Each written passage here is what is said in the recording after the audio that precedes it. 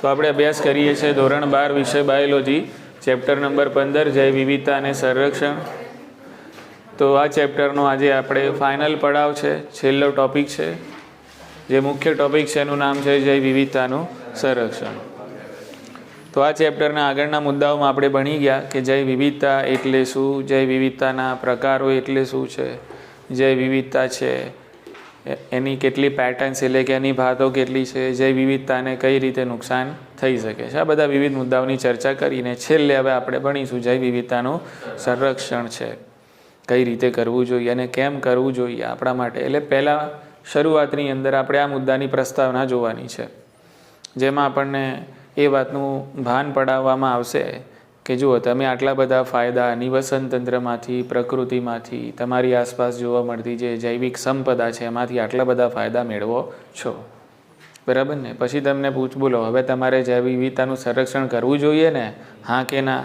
એટલે આપણને સમજાવવામાં, નરેન્દ્ર મોદી નથી ભાષણમાં કહે છે બોલો કરના चाहिए કે નહીં કરના चाहिए એવું કહે છે ને, હોના चाहिए કે નહીં હોના चाहिए એવું કહે છે ને. એટલે અહીંયા ભાન પડાવવામાં આવશે. પહેલાં તમને મહત્ત્વ સમજાવવામાં આવશે, બરાબર. પછી તમને એના રસ્તા શીખવાડવામાં આવશે કે હવે તમે મહત્ત્વ સમજી ગયા હોય, હવે તમને અહેસાસ થઈ ગયો હોય કે ના ખરેખર જૈવ વિવિધતાનું આપણે સંરક્ષણ કરવું જોઈએ તો કેટલી રીતે કરશો. તો એના બે રસ્તા તમને બતાવે છે કે ભાઈ બે રસ્તાથી તમે જૈવ વિવિધતાનું સંરક્ષણ કરી શકો છો. એક છે સ્વસ્થાન જાળવણી અને બીજું છે નવસ્થાન જાળવણી, બરાબર ને. ઓકે, તો આપણે પહેલાં એનું જે મહત્ત્વ છે એની આપણે વાત કરી લઈએ કે જૈવ વિવિધતાનું સંરક્ષણ કેમ કરવું જોઈએ એ મુદ્દાઓની આપણે વાત કરી લઈએ, બરાબર. કે તો આપણે એ વાતને નકારી નથી શકતા કે આપણી આસપાસ જે જૈવ વિવિધતા જોવા મળે છે અથવા તો આપણી આસપાસ જે નિવસન તંત્રોમાં જોવા મળતી જૈવ વિવિધતા છે એમાંથી આપણે ઘણા બધા ફાયદા લઈએ છીએ. કેટલા ફાયદા લો છો એની એક યાદી તમને આપેલી છે. તો આપણે જે નિવસન તંત્ર છે, આપણી આસપાસ જૈવ વિવિધતા જોવા મળે છે, એ જૈવ વિવિધતામાંથી આપણને મળે છે ખોરાક. ફળો તમે ખાઓ છો, ધાન્ય ખાઓ છો, કઠોળ ખાઓ છો અને એના જેવું બીજું ઘણું બધું કે જે આપણને જૈવ વિવિધતામાંથી મળે છે. એમાંથી જ મળે છે ને ખોરાક. આપણને નિવસન તંત્રમાં જોવા મળતી જૈવ વિવિધતામાંથી જ મળે છે. તમને જૈવ વિવિધતામાંથી દવાઓ પણ મળે છે, એટલે કે ઔષધકીય ઉત્પાદનો પણ તમે એમાંથી મેળવી શકો છો. નોટ ઓનલી ઔષધકીય પણ તમારા આર્થિક ફાયદા માટે આપણે ઔદ્યોગિકીય ઉત્પાદનો પણ એમાંથી મેળવીએ છીએ. એ જ રીતે રંગકો છે, રાળ છે, બરાબર. આ બધું ઊંજણ છે, આ બધું આપણે એમાંથી મેળવીએ. તમને એક યાદી બનાવીને આપેલી છે કે ભાઈ રંગકો છે, રાળ છે, બરાબર. એ જ રીતે ઊંજણ છે, અત્તર છે, બળતણ છે, બાંધકામ સામગ્રી છે,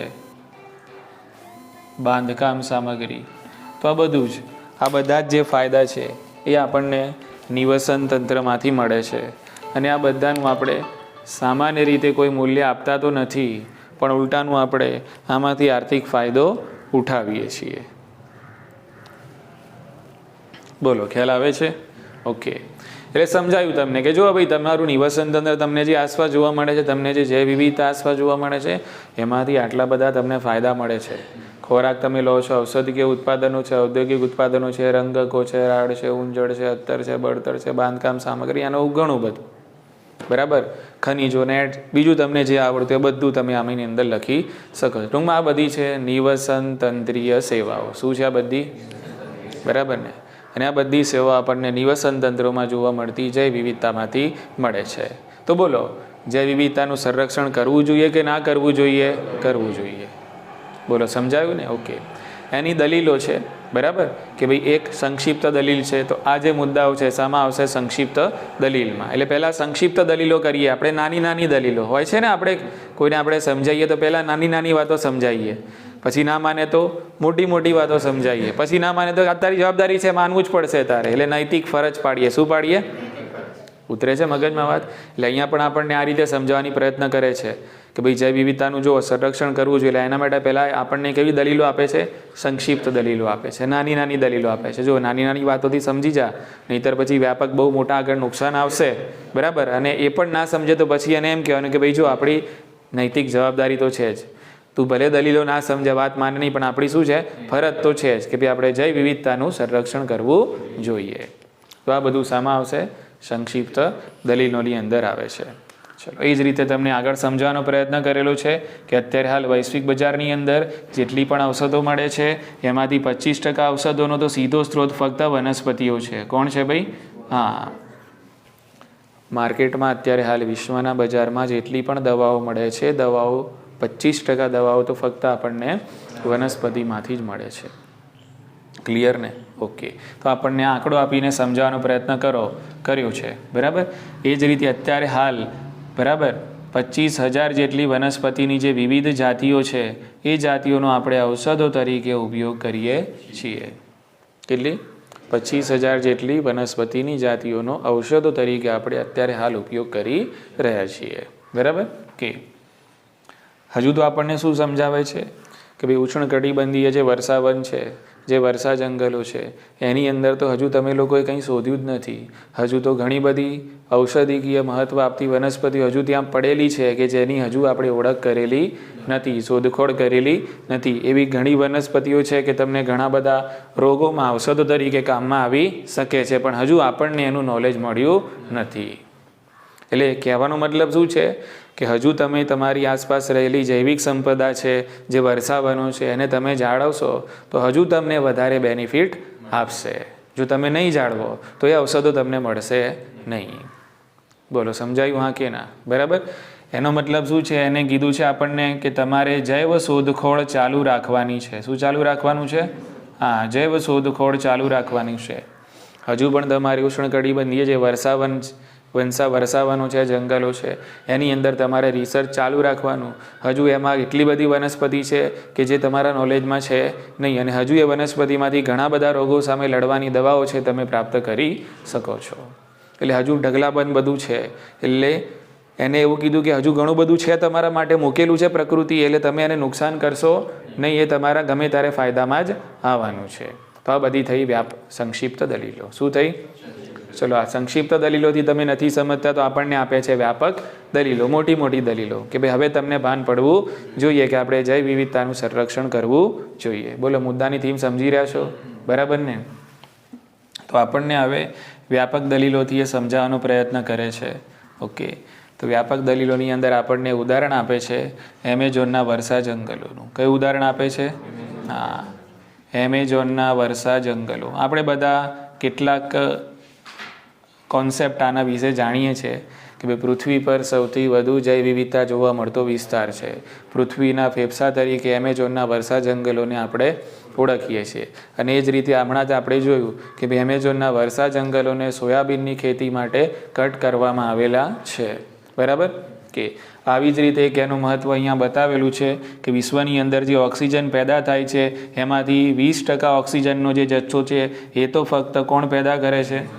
એમેઝોનના વર્ષા જંગલો જ પેદા કરે છે, અને પ્રકાશ સંશ્લેષણની પ્રક્રિયાથી. હવે તમે કહે છો પ્રકાશ સંશ્લેષણ, તો ઓબ્વિયસ પ્રકાશ સંશ્લેષણ માટે પણ નિવસન તંત્રમાં આવેલી જૈવ વિવિધતાનો જ મહત્ત્વનો ફાળો છે. જેટલી જૈવ વિવિધતા વધારે હશે, જેટલા મોટા મોટા વૃક્ષો, ક્ષુપો, છોડવાઓ વધારે હશે, એટલું વધારે થશે પ્રકાશ સંશ્લેષણ. અને વધુ પ્રકાશ સંશ્લેષણ થશે તો વધુ તમારું વાતાવરણ શુદ્ધ થશે. ખ્યાલ આવી ગયો? એટલે એમેઝોનના વર્ષા જંગલો ઓક્સિજનનું 20%નું પેકેજ છે. શું છે? હા, બરાબર. એટલે જેટલો ઓક્સિજન વિશ્વમાં પેદા થાય છે એમાંથી ફક્ત 20% ઓક્સિજન તો કોણ પેદા કરે છે? એમેઝોનના વર્ષા જંગલ છે. એટલે આ પ્રકારની અતિ મહત્વની જૈવિક સંપદા છે, એનું આપણે સંરક્ષણ કરવું જોઈએ. ઉતરે છે મગજમાં વાત? ખ્યાલ આવે છે? ખબર પડે છે અલ્ફાઝ? ઓકે, ચલો. એના પછી આપણને સમજાવેલું છે પરાગનયનની પ્રક્રિયાથી, કે ભાઈ વ્યાપક દલીલ આપે છે આપણને કોની? એ પરાગનયનની. તો પરાગનયનની પ્રક્રિયા થાય છે. આપણે સમજી લો કે ખેતી કરીએ છીએ, બરાબર છે કે ભાઈ આંબાની આપણે ખેતી કરીએ છીએ, તો હવે આપણે કોઈને કોન્ટ્રાક્ટ તો નથી આપતા ને કે ભાઈ આંબાના જે પુષ્પો આવશે એ પુષ્પ ઉપર ભાઈ ભમરી, ભાઈ ફૂદા, ભાઈ તારે પરાગનયન કરવાનું છે, આટલી વાર કરવાનું છે, એનો કોન્ટ્રાક્ટ સાઇન કરીએ છીએ કે આ બધું કુદરતી રીતે ચાલ્યા કરે છે? બરાબર ને? એટલે પરાગનયનની પ્રક્રિયામાં આપણને જે પરાગવાહકો જોવા મળે છે, બરાબર ને, પક્ષીઓ છે, કીટકો છે, ભૃંગ કીટકો છે, ફૂદાઓ છે, કેટલાક પ્રાણીઓ છે, ચામાચીડિયા છે, બધું ડિટેલમાં ભણી ગયા છીએ આપણે. આ બધા શું છે? પરાગવાહકો છે. તો આ પણ શું છે? વિવિધતા છે ને. આટલા બધા પ્રકારના પરાગ વાહકો એ પોતાની અંદર એક વૈવિધ્યપણું દર્શાવે છે અને આ પરાગ વાહકો આપણા માટે કરે છે પરાગનયન. પરાગનયન આપણે જાણીએ છીએ કે ભાઈ પરાગનયન થશે તો ફલન થશે, ફલન થશે તો પુષ્પમાંથી ફળ બનશે. ખ્યાલ આવી ગયો ને? તો જ આપણે ફળ છે એનું ઉત્પાદન કરી શકીએ છીએ, બાકી પોસિબલ છે નહીં. એટલે ટૂંકમાં પરાગનયનના હેતુથી આપણને સમજાવવાનો પ્રયત્ન કરેલો છે કે જો તમને આટલી બધી મતલબ આ મોટી દલીલ એક આપીએ છીએ કે ભાઈ પરાગનયન જેવી આટલી એક મોટી પ્રક્રિયા જેનાથી આપણે ફળફળાદી પ્રાપ્ત કરીએ છીએ, તો આના પાછળ પણ જૈવ વિવિધતા જવાબદાર છે. ક્લિયર ને?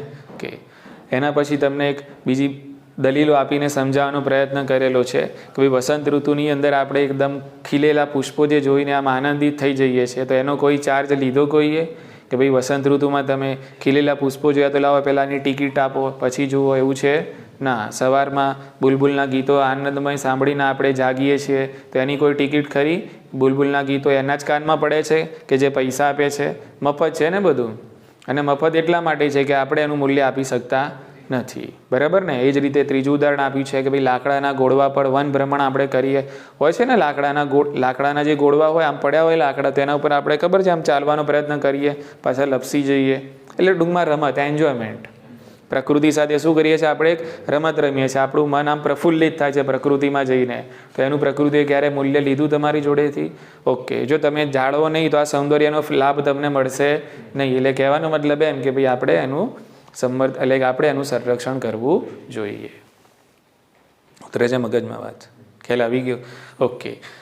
તો આટલે સુધી પણ જો તમારા મગજમાં વાત ના ઉતરે તો પછી તો ફરજ પાડવામાં આવે છે કે ભાઈ જૈવિક સંપદા છે એની તમારે સુરક્ષા કરવાની કેવી ફરજ પડશે? નૈતિક ફરજ, તમારી નૈતિક જવાબદારી છે આપણી આસપાસ. કારણ કે આપણે એના ઋણી છીએ. આ બધું આપણા માટે છે. એટલે આપણે બધાના શું કહેવાય? ઋણી. જે પણ વનસ્પતિ છે, પ્રાણીઓ છે, જે પણ પ્રકૃતિ છે એના આપણે ઋણી છીએ. હવે જેના ઋણી હોય એનો બદલો તો આપણે ચૂકવવો પડે ને. એનું ધ્યાન આપણે શું કરવું પડે? રાખવું પડે. બરાબર? તો એમનું ધ્યાન રાખવું આપણી નૈતિક ફરજ છે.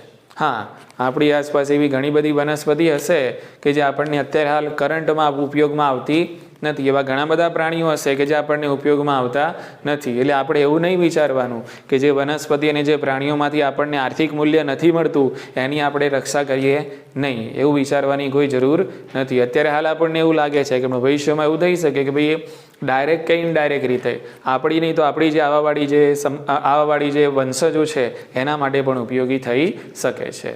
બરાબર? તો એને થકીને પણ આ જે જૈવિક સંપદા છે, આપણો જે જૈવિક વારસો છે એને સાચવવાની આપણી એક નૈતિક ફરજ બને છે, એક નૈતિક જવાબદારી છે. એટલે અહીંયા તમને ભાન પડાયું કે ભાઈ જૈવિક વિવિધતાનું મહત્ત્વ છે, તમને આટલા બધા ફાયદા થાય છે, એટલે તમારે આનું ધ્યાન રાખવું જરૂરી છે, એનું સંરક્ષણ કરવું જોઈએ. જો નહીં કરો તો ઉલટાનું આપણને જ નુકસાન થશે. ઉતરી ગઈ મગજમાં વાત? હવે તમને રસ્તા બતાવે છે કે હવે આપણે એક્સેપ્ટ કરી લીધું, ના વાત બરાબર છે કે ભાઈ જૈવ વિવિધતાનું સંરક્ષણ કરવું જોઈએ. તો હવે આઈડિયા પણ આપે છે કે ભાઈ કઈ રીતે જૈવ વિવિધતાનું સંરક્ષણ તમે કરી શકો છો. તો દેર આર 2 ways, 2 રસ્તા છે કે જેના થકી આપણે જૈવ વિવિધતાનું સંરક્ષણ કરી શકીએ છીએ. બરાબર? કે તો એક જે રસ્તો છે એ છે સ્વસ્થાન જાળવણી. એક રસ્તો કયો છે? હા, એકને આપણે કહીએ છીએ સ્વસ્થાન જાળવણી. અંગ્રેજીમાં એને કહેવાય ઇન સીટુ કન્ઝર્વેશન. જાળવણીનું અંગ્રેજી નહીં લખું, કન્ઝર્વેશન આપણે જાણીએ છીએ, સંરક્ષણ. બરાબર ને? કે તો એક છે સ્વસ્થાન સંરક્ષણ, સ્વસ્થાન જાળવણી, જેને ઇન સીટુ અથવા તો ઓન સાઇટ અથવા તો શું કહેવાય? On site. જો એકદમ સિમ્પલ ઉદાહરણ તમને સમજાવી દઉં. દાખલા તરીકે આપણા જીવને કંઈ જોખમ છે. બરાબર? ઓકે. અને આપણા ઘરની બહાર જ આપણે 2 સિક્યોરિટી ગાર્ડ મૂકી દઈએ છીએ. એટલે આપણા ઘરમાં જ આપણને રક્ષણ મળ્યું ને.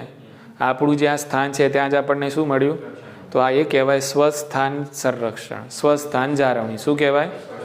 ચલો, ખતરો બહુ વધારે છે કે ભાઈ તમે તમારા ઘરમાં પણ સુરક્ષિત રહી શકતા નથી, તો આપણને કોઈ સેફ હાઉસમાં, કોઈ સેફ જગ્યામાં ટ્રાન્સફર કરવામાં આવે છે અને ત્યાં આપણને સુરક્ષા આપવામાં આવે છે. એટલે હવે એ સ્થાન આપણું પોતાનું તો છે ને, એ આપણા માટે કેવું કહેવાય? નવું. તો એ જે સંરક્ષણ થયું એને કહેવાય નવ સ્થાન સંરક્ષણ.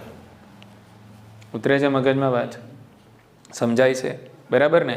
તો બે પ્રકારે તમે જૈવ વિવિધતાનું સંરક્ષણ કરી શકો છો. કાં તો તમે કરો સ્વસ્થાન જાળવણી, અથવા તો વધારે પડતો લુપ્ત થવાનો અને વધારે પડતો જીવનો જોખમ અને સંકટ હોય તો એ જે વનસ્પતિ અને એ જે પ્રાણીઓ છે એને એના પ્રાકૃતિક સ્થાનમાં રાખવાના નથી, એને એના પ્રાકૃતિક સ્થાનમાંથી ઉઠાવીને ક્યાં લઈ જવાના? નવી સેફ જગ્યામાં લઈ જવાના, પછી ત્યાં એને આપવાનું સંરક્ષણ. તો એને કહેવાય નવ સ્થાન જાળવણી. અને તમે પ્રકૃતિમાં જોવા મળતા જે વનસ્પતિને પ્રાણીઓ છે એ જે પ્રકૃતિમાં, એ જે કુદરતી વસવાટમાં રહે છે, એ જ વસવાટમાં અને એ જ આવાસમાં તમે જો એમનું સંરક્ષણ કરો છો, એમને કોઈ નવી જગ્યાએ લઈ જતા, એ જે એમનું જે કુદરતી નિવાસ સ્થાન છે ત્યાં ને ત્યાં જ આમ બોર્ડર કરીને એમાં ને એમાં જ એમનું સંરક્ષણ કરો છો, તો એમને કહેવાય સ્વસ્થાન જાળવણી.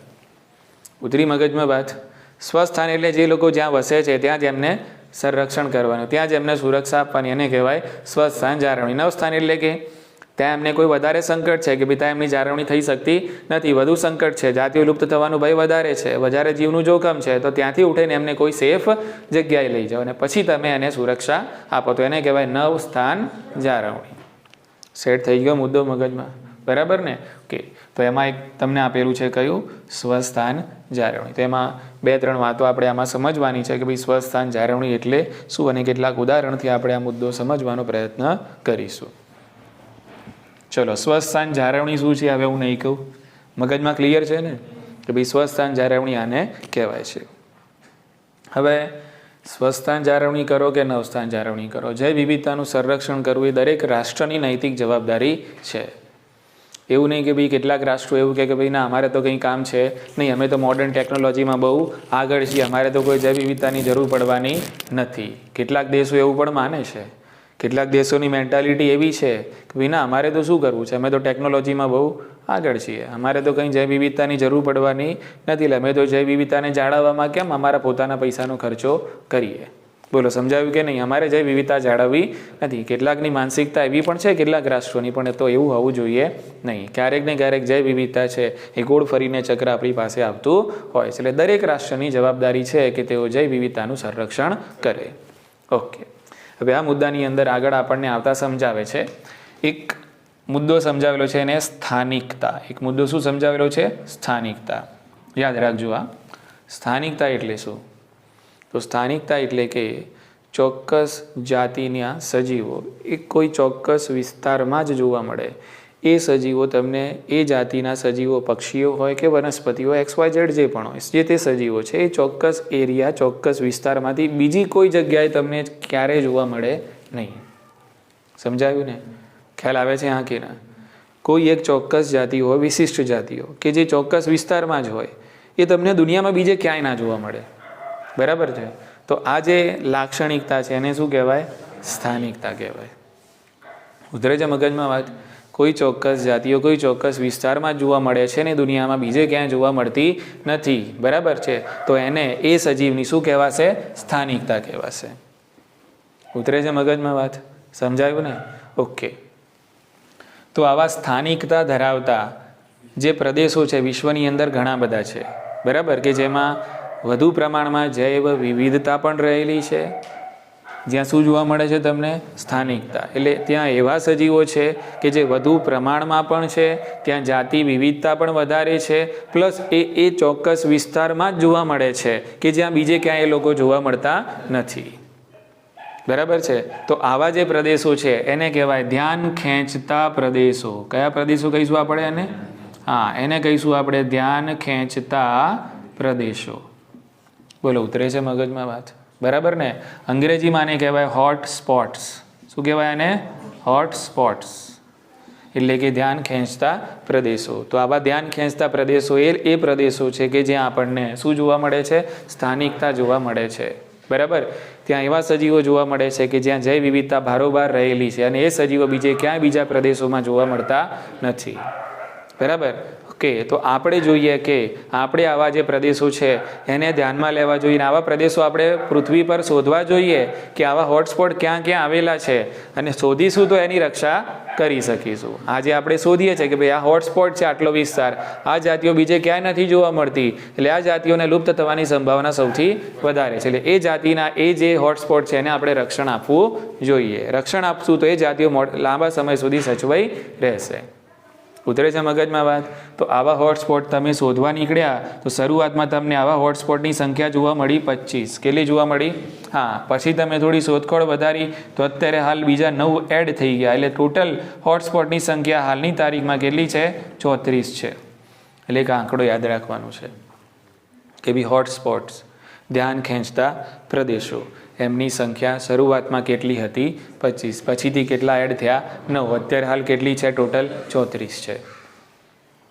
બોલો, ઉતરે છે મગજમાં વાત? ખ્યાલ આવે છે? ઓકે.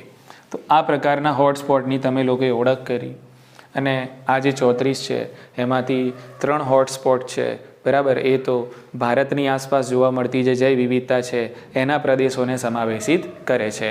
તો એ ભારતની આસપાસ જોવા મળતા જે 3 હોટસ્પોટ છે એની તમને યાદી બનાવીને આપેલી છે, બરાબર ને? ઓકે. તો એક છે ઇન્ડો બર્મા. એક કયું છે? હા, એક ઇન્ડો બર્મા છે.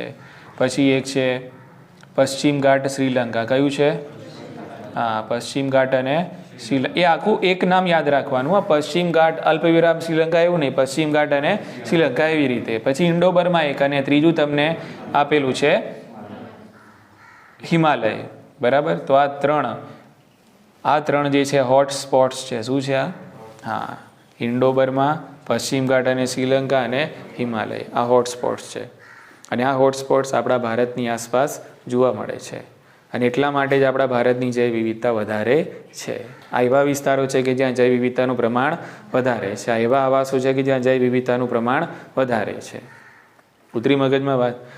ટોટલ કેટલા છે? 34. એમાંથી ભારતની આસપાસ કેટલા જોવા મળે છે? 3. કયા કયા છે એનું નામ આપણે યાદ રાખશું. ઉતરી ગઈ મગજમાં વાત? ચલો, એક મુદ્દો હવે ધ્યાન રાખો, 34માંથી ખેંચવાનો છે, બરાબર, કે આપણે વિશ્વમાં જોવા મળતા બધા જ હોટસ્પોટ, બધા જ જે ધ્યાન ખેંચતા પ્રદેશો છે એને ભેગા કરીએ અને એ બધાની ટકાવારી કાઢીએ તો વિશ્વમાં પૃથ્વી પર એ કેટલા ટકા જગ્યા રોકે છે? તો ફક્ત 2%. પૃથ્વી પર ફક્ત 2% હિસ્સો જ કોનો છે?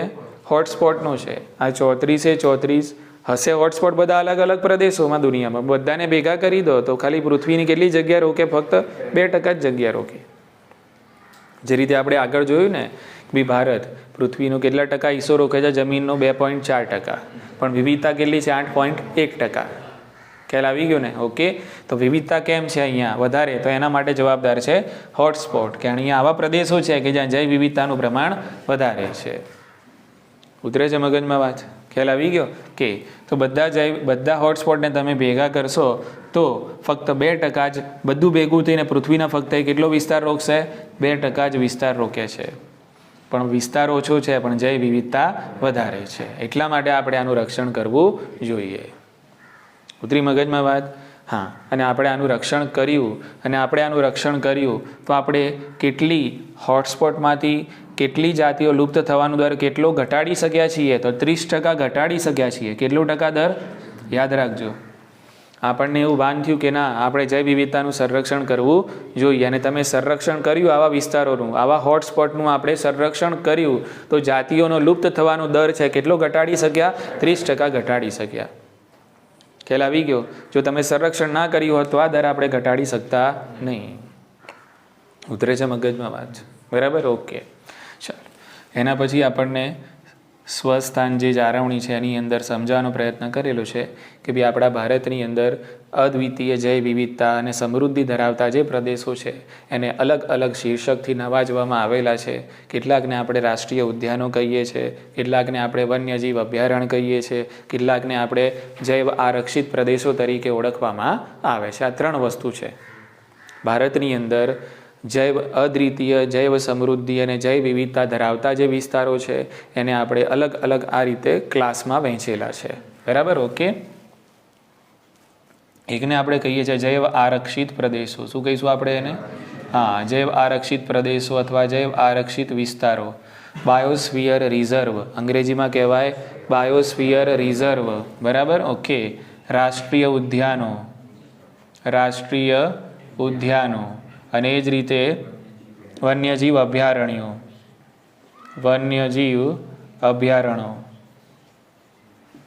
તો આ બધા એવા પ્રદેશો છે. એટલે આ ઉદાહરણ થયા કોના? સ્વસ્થાન જાળવણી. એક તો આ યાદ રાખવાનું છે. તો આ જે ઉદાહરણ છે એ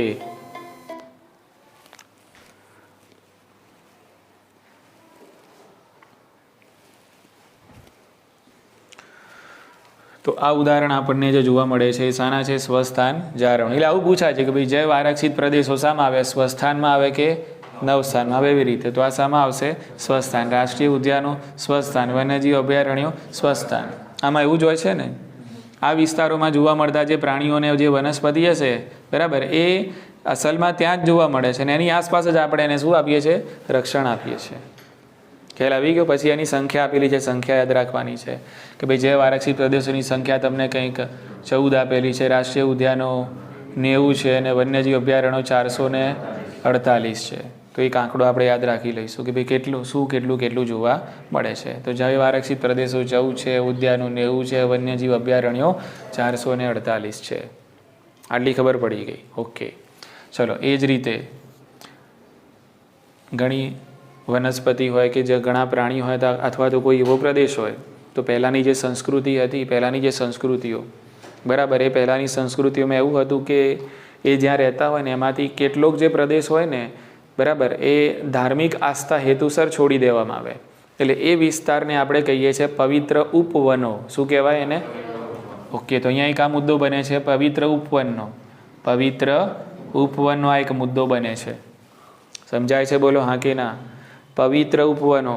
આપણે નથી કહેતા કે ભાઈ પીપળનું ઝાડ કોઈને કાપવા હોય તો કોઈ કાપે નહીં. કેમ ના કાપે? કારણ કે આની અંદર દેવી દેવતાઓનો વાસ, અમુકના ધાર્મિક મૂલ્ય હોય, ધાર્મિક મૂલ્યો વનસ્પતિ સાથે સંકળાયેલા હોય કે નહીં? કેટલીક વખત વનસ્પતિ સાથે સાંસ્કૃતિક મૂલ્યો પણ સંકળાયેલા હોય. એટલે માનવજાત આપણે એવું કરીએ કે ભાઈ આમને નુકસાન પહોંચાડાય નહીં બરાબર. એટલે કેટલાક સંપ્રદાયોની અંદર એ જે વનસ્પતિ છે એ જે છે એને એ જે વિસ્તાર છે એને આખા વિસ્તારને પૂજનીય ગણાય. શું ગણાય?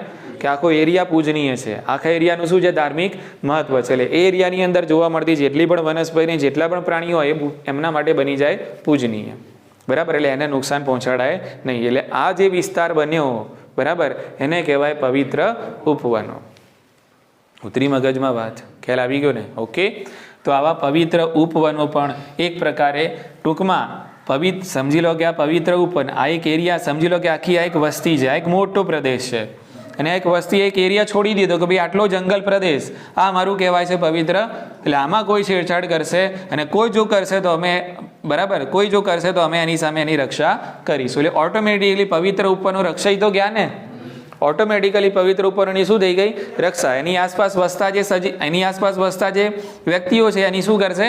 કારણ કે આ પવિત્ર ઉપવન એમના માટે કયું મૂલ્ય? ધાર્મિક મૂલ્ય પણ ધરાવે છે અને સાંસ્કૃતિક મૂલ્ય પણ ધરાવે છે. એટલે આને કશું થવું જોઈએ નહીં, ભલે એમનો જીવ જતો રહેતો પણ. આસ્થાનું કામ છે. શું છે? આ એક આસ્થા છે બરાબર. એટલે ઓટોમેટિકલી આ એરિયાનું રક્ષણ થઈ ગયું. એટલે આ વિસ્તારોને કહેવાય પવિત્ર ઉપવન. એટલે આવા પવિત્ર ઉપવનો ક્યાં કયા છે એના નામ આપેલા છે. સરસ મજાની એક યાદી બનાવેલી છે, તો યાદીને આપણે યાદ રાખીશું બરાબર. તો સૌથી પહેલાં આપેલું છે મેઘાલય. સૌથી પહેલાં છે તો મેઘાલયના કયા વિસ્તારો? તો એક છે ખાસી. કયું છે? હા. અને બીજું છે જયંતિયા ટેકરીઓ. કયું છે? હા, જયંતિયા ટેકરીઓ. તો આ પણ કેવા વિસ્તારો છે? પવિત્ર ઉપવનવાળા વિસ્તારો ગણવામાં આવે છે. એ જ રીતે રાજસ્થાન. બોલો, રાજસ્થાનમાં શું છે? અરવલ્લી ટેકરીઓ. અરવલ્લી. ચલો, એ જ રીતે કર્ણાટક અને મહારાષ્ટ્રમાં પશ્ચિમ ઘાટ બરાબર. કર્ણાટક અને મહારાષ્ટ્રમાં પશ્ચિમ ઘાટના વિસ્તારો. એ જ રીતે એમપીમાં, મધ્યપ્રદેશની અંદર અલગ અલગ વિસ્તારો આપેલા છે. સરગુજા છે, ચંદા છે, બસ્તર છે બરાબર. યાદ રહી જશે, તમે 2-4 વાર મરમરાવશો એટલે યાદ રહી જશે. સરગુજા, ચંદા અને બસ્તર. તો આ બધા વિસ્તારો એવા છે કે જેને શું માનવામાં આવે છે? પવિત્ર ઉપવનો માનવામાં આવે છે. બહુ જ IMP બોર્ડ અને નીટ માટે પણ બરાબર. આ ફકરો બહુ જ અગત્યનો છે. તો મેઘાલયના ખાસી અને જયંતિયા ટેકરીઓ, રાજસ્થાનના અરવલ્લી ટેકરીઓ, કર્ણાટક અને મહારાષ્ટ્રમાં પશ્ચિમ ઘાટના વિસ્તારો અને એમપીના મધ્યપ્રદેશના સરગુજા, ચંદા અને બસ્તર વિસ્તારો છે પવિત્ર ઉપવનો માનવામાં આવે છે બરાબર. કે અને આ પવિત્ર અને મેઘાલયના જે છે ને મેઘાલયના પવિત્ર ઉપવનો તો કેવા છે કે અહીંયા જે વનસ્પતિની જાતિઓ જોવા મળે છે એ તો એમનું અંતિમ શરણાર્થ છે, એમ અંતિમ જગ્યા છે કે ભાઈ એ વનસ્પતિઓ હવે બીજે ક્યાંય જોવા મળવાની નથી. એવી જગ્યાઓ છે અને એવી જગ્યાઓ ક્યાં આવેલી છે? મેઘાલયના પવિત્ર ઉપવનોમાં જોવા મળે છે. કે આ મેઘાલય એમનું છેલ્લું શું કહેવાય? શરણ. એમ આપણે નથી કોઈ બહુ મજબૂર થાય કે ભાઈ છેલ્લે આમના શરણમાં જઈએ એમ. કશું ઉપાય ના હોય. એટલે એવી રીતે ત્યાં વનસ્પતિઓ હવે કોના શરણમાં છે? મેઘાલયના પવિત્ર ઉપવનોના શરણમાં છે. એટલે ત્યાંના એ છેલ્લા શરણાર્થીઓ કહેવાય. કેવા છે? ઉતર્યો મુદ્દો મગજમાં? તો આને આપણે કહીએ છીએ સ્વસ્થાન જાળવ. સેટ થઈ ગયો મુદ્દો? ચલો 9 સ્થાન છે આપણે આવતીકાલે જોઈશું.